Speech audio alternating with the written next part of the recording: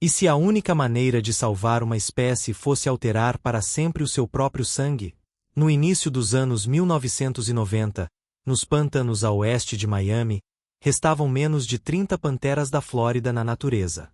Elas não estavam apenas desaparecendo. Seus corpos já revelavam o colapso.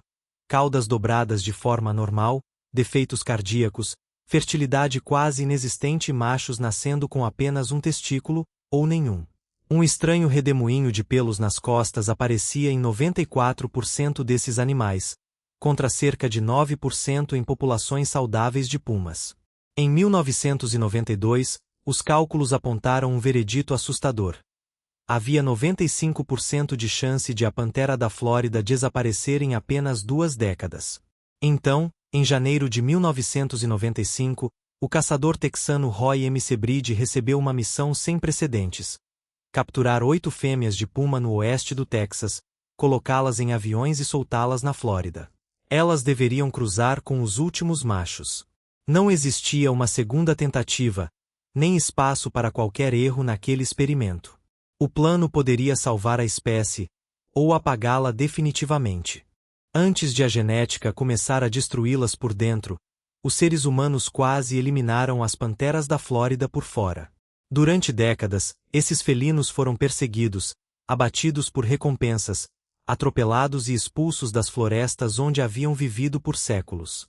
A caça só foi proibida na Flórida em 1958, quando a população já estava reduzida. Nos anos 1960, autoridades estaduais sequer conseguiam confirmar se ainda existia população capaz de se reproduzir. O animal que antes circulava por grande parte do sudeste dos Estados Unidos desapareceu da Geórgia, Alabama, Mississippi, Louisiana, Arkansas, Tennessee e Carolina do Sul, ficando confinado aos pântanos do sul da Flórida. Em 1972, o Fundo Mundial para a Natureza contratou Roy M. Sebride para responder a uma pergunta urgente: a pantera da Flórida já estava extinta? Depois de meses seguindo pegadas, marcas e relatos, M. Sebride encontrou provas de que alguns animais ainda sobreviviam perto do lago Okeechobee. Mas a descoberta não trouxe verdadeiro alívio. Restava uma população minúscula, separada de qualquer outro grupo de pumas e presa em uma ilha genética. No início dos anos 1980, biólogos começaram a capturar os sobreviventes, retirar sangue, aplicar vacinas, instalar radiocolares e acompanhá-los pelos ciprestes.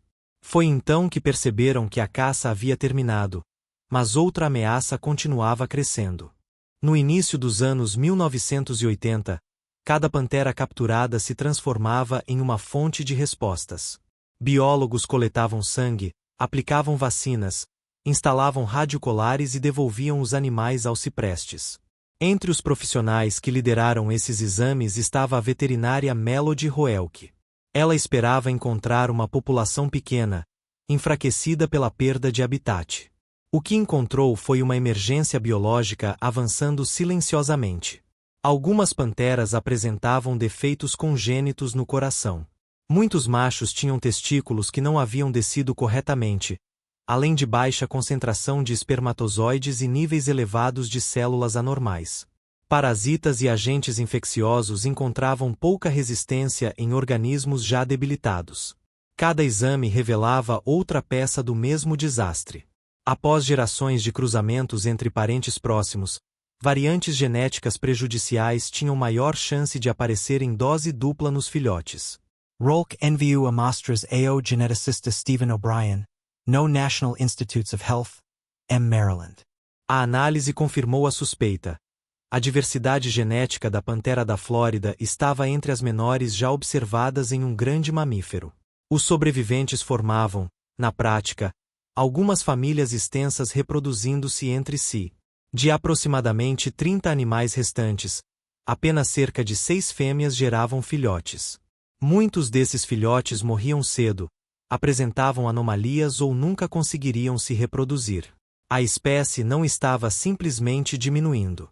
Seu próprio isolamento começava a impedir que uma nova geração saudável pudesse nascer.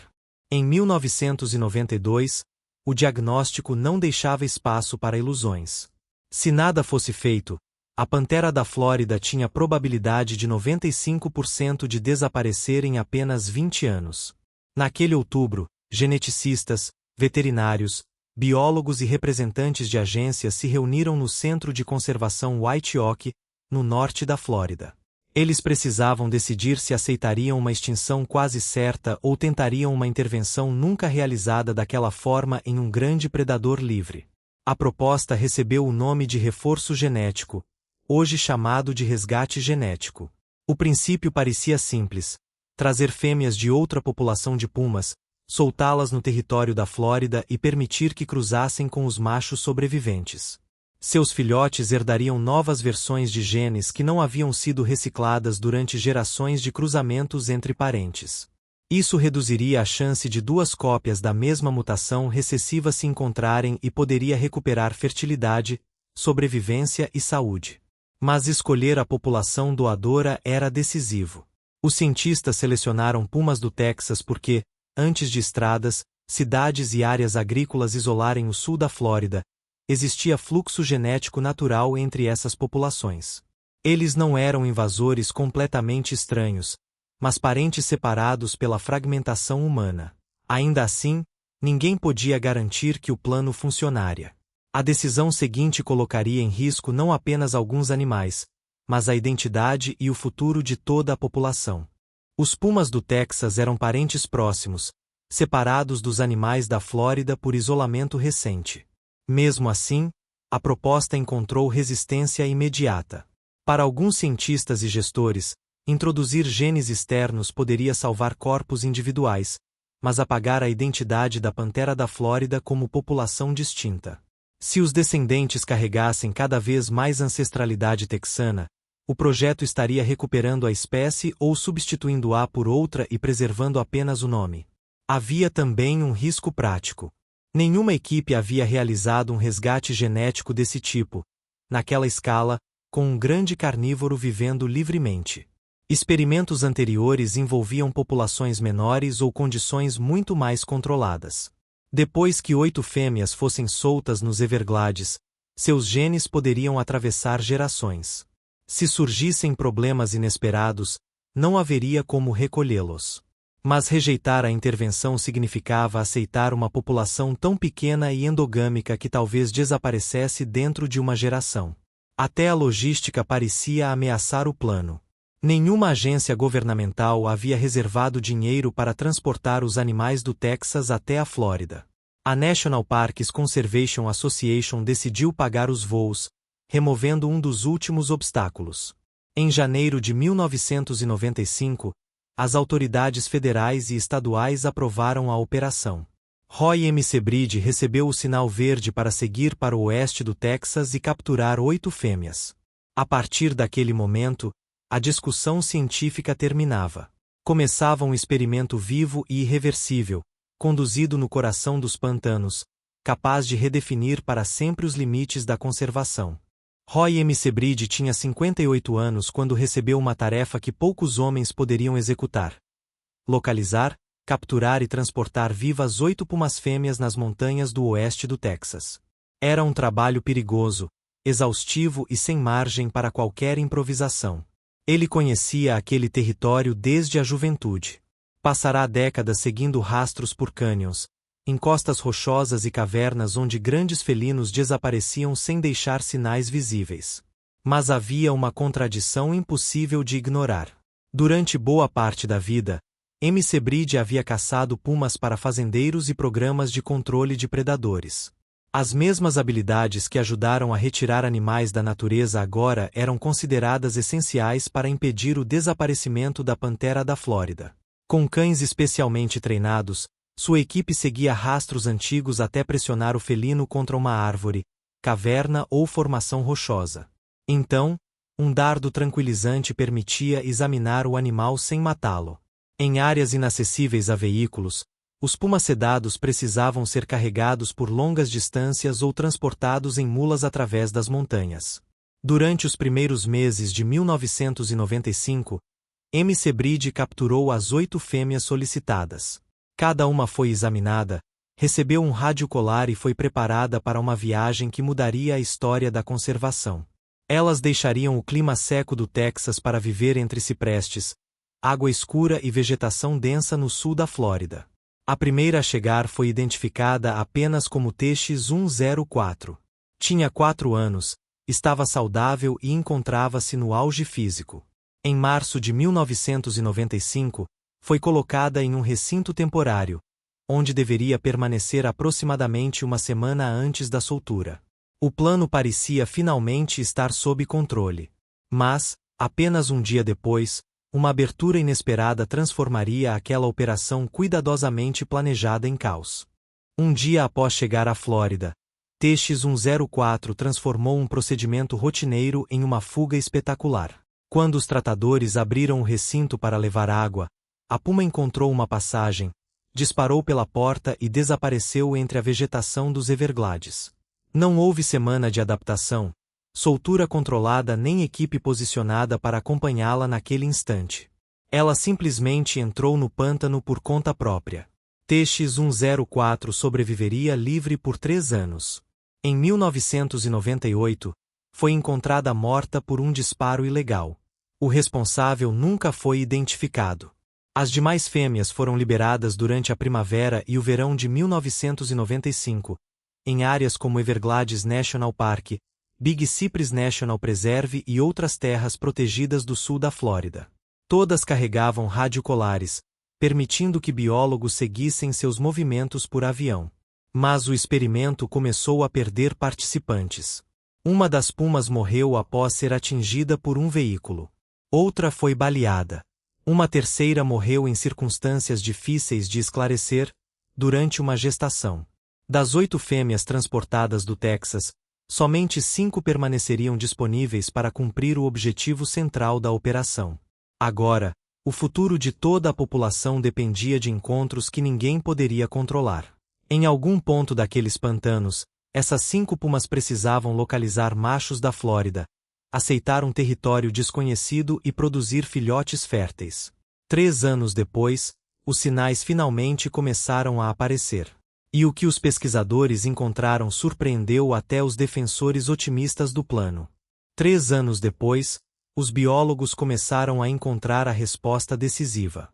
As 5 fêmeas texanas sobreviventes haviam cruzado com machos da Flórida. Seus primeiros descendentes não exibiam muitos dos sinais que haviam marcado a população isolada por décadas. Caudas retas tornavam-se mais comuns, os redemoinhos anormais de pelos tornavam-se menos frequentes e os problemas reprodutivos diminuíam drasticamente. Não era apenas uma melhora visual. Era a evidência de que novos genes estavam quebrando o ciclo da endogamia. As 5 fêmeas produziram pelo menos 20 filhotes de primeira geração. Quando esses animais cresceram e também se reproduziram, a ancestralidade texana começou a circular por uma população que antes funcionava como um sistema fechado. Os dados acompanharam a transformação. A heterozigosidade média, uma medida da variedade genética herdada de cada progenitor, aumentou de aproximadamente 18% para 25%. Estudos posteriores mostraram que filhotes com maior mistura genética sobreviviam melhor, enquanto maior heterozigosidade favorecia a sobrevivência de jovens e adultos. Defeitos associados à endogamia, incluindo caudas dobradas, testículos não descidos e certas alterações cardíacas, tornaram-se muito menos comuns. Em 2003, as 2 últimas fêmeas do Texas ainda vivendo na natureza foram removidas pelos gestores. Elas já não precisavam permanecer. Seus genes estavam nos filhotes, depois nos netos, avançando silenciosamente pelos Everglades. A experiência não havia apenas produzido animais mais saudáveis. Pela primeira vez em décadas, havia produzido futuro. Se esta história já mostrou como uma decisão científica pode mudar o destino de uma espécie, inscreva-se no canal. Aqui, cada vídeo revela recuperações improváveis, conflitos de conservação e escolhas que redefiniram a vida selvagem. Depois da retirada das últimas fêmeas texanas, a população continuou crescendo devagar, ano após ano. Por volta de 2007, as estimativas já indicavam entre 80 e 100 panteras, um contraste radical com as poucas dezenas registradas antes do resgate. Em 2010, uma análise publicada na revista Science apresentou o resultado completo. Desde 1995, o número de panteras havia triplicado, a heterozigosidade genética havia dobrado e diversos indicadores de sobrevivência e condição física tinham melhorado. Características associadas à endogamia tornaram-se menos frequentes, confirmando que a intervenção não havia apenas aumentado nascimentos. Ela havia elevado a capacidade de sobreviver. Mas a imagem mais poderosa desse avanço surgiu em 2017. Câmeras instaladas ao norte do rio Calozarrachesh registraram uma fêmea acompanhada por pelo menos 2 filhotes. Machos já haviam cruzado aquela barreira antes, porém fazia mais de 40 anos que uma fêmea não era confirmada naquela região, e não existia evidência recente de reprodução ao norte do rio. A descoberta significava muito mais do que uma nova fotografia. Pela primeira vez em décadas, a área reprodutiva começava a se expandir naturalmente. A espécie deixava de permanecer confinada a um único núcleo no extremo sul da Flórida e voltava a ocupar parte do território perdido. O prognóstico de 1992 não havia desaparecido por magia. Ainda existiam ameaças enormes. Mas a população que tinha 95% de chance de sumir em 20 anos havia atravessado a própria sentença e começava, lentamente, a caminhar para longe do abismo e reconstruir seu futuro. Em julho de 2025, uma análise genômica respondeu à dúvida que acompanhava o resgate desde o início. Pesquisadores analisaram os genomas de 31 panteras nascidas após a translocação e compararam esses dados com amostras históricas da Flórida e do Texas. O temor era: os genes texanos poderiam ter se espalhado tanto que a identidade genética local teria sido apagada. Mas os resultados mostraram o contrário. As panteras modernas preservavam, em média, entre 59% e 80% de ancestralidade da Flórida. Nenhuma região do genoma havia sido completamente substituída por ancestralidade texana nos animais analisados. O resgate reduziu a endogamia sem eliminar a variação original da população. A explicação, porém, revelou uma verdade menos confortável. A intervenção não removeu a maioria das variantes prejudiciais. Ela diminuiu a homozigose. Em vez de os filhotes herdarem 2 cópias iguais de uma mutação recessiva, passaram a carregar versões diferentes, mantendo efeitos ocultos. Estudos genômicos também indicaram que pumas do Texas e animais de origem centro-americana, introduzidos décadas antes, trouxeram novas variantes potencialmente prejudiciais. Quase metade dos locais com variação deletéria atualmente segregando na população pode conter alelos vindos dessas fontes externas. Por enquanto, a diversidade genética ajuda a impedir que muitas dessas mutações se manifestem. Mas simulações sugerem que a melhora na aptidão pode ser menos duradoura do que o aumento da heterozigosidade. Se a população continuar pequena e isolada, a endogamia poderá crescer novamente, expondo defeitos hoje mascarados. O resgate havia funcionado. A questão agora era descobrir por quanto tempo seus benefícios poderiam resistir. O resgate genético havia comprado tempo, mas não garantia uma solução permanente. Se a população continuasse pequena e isolada, outra translocação poderia ser necessária para impedir que a endogamia voltasse. Entretanto, a ameaça imediata não estava escondida no DNA. Estava nas estradas. Em 2024, autoridades registraram 36 mortes de panteras, a maioria ligada a veículos. Em 2025, foram 18 mortes, 17 ocorreram por atropelamentos. Na atualização de 2026, com registros até 1º de julho, os 11 animais documentados também morreram em colisões. As rodovias fazem mais do que matar diretamente. Elas dividem territórios, interrompem corredores, dificultam encontros reprodutivos e obrigam os animais a atravessar áreas perigosas. O crescimento urbano amplia essa pressão, embora não seja correto atribuir cada colisão a um único empreendimento ou apenas ao tráfego. Passagens de fauna, cercas, redução de velocidade e proteção de corredores podem diminuir o risco. Mas a lição era dura. Genes mais diversos não substituem espaço conectado. Uma população biologicamente saudável ainda pode desaparecer quando cada deslocamento se transforma em uma travessia mortal na natureza. A história da pantera da Flórida ultrapassou os pântanos do sul do estado. O experimento de 1995 tornou-se uma referência mundial de resgate genético em populações pequenas e isoladas. Ele mostrou que introduzir poucos indivíduos, no momento certo e com monitoramento rigoroso, pode restaurar fertilidade, sobrevivência e crescimento por várias gerações. 5 pumas do Texas conseguiram alterar o destino de uma população inteira. Seus genes reduziram a expressão de defeitos recessivos, aumentaram a heterozigosidade e ajudaram os descendentes a viver e reproduzir.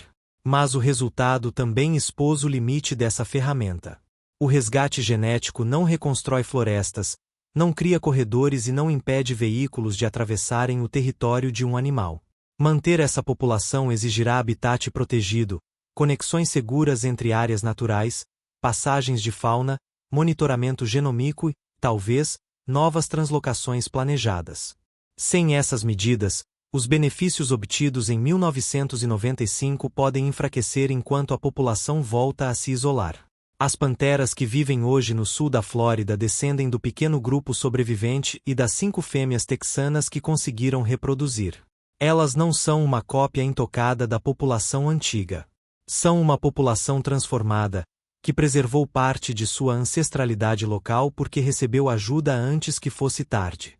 Essa história não prova que qualquer mistura genética sempre funciona. Ela prova algo mais importante. Quando a extinção parece inevitável, ciência, coragem e gestão contínua podem mudar o resultado. O futuro dessas panteras não será decidido pelos próximos 200 anos, mas pelas escolhas feitas nas próximas décadas. Se você quer conhecer recuperações improváveis e as decisões que as tornaram possíveis, inscreva-se. O próximo vídeo mostra outra espécie que voltou da mesma fronteira, e o preço necessário para mantê-la longe do abismo.